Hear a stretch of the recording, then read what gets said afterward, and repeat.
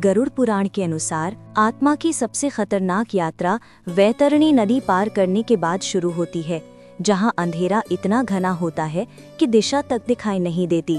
रास्ता तपते कोयलों, नुकीले कांटों और खौलते धुएं से भरा होता है। यमदूतों की गर्जनाएं अंतरतम को हिला देती हैं और हर कदम पर अपने ही कर्मों का बोझ आत्मा को चीरता है। यही वो भयावह नरक मार्ग है जिसे आत्मा अपने पापों के प्रतिबिंब के रूप में सहती है।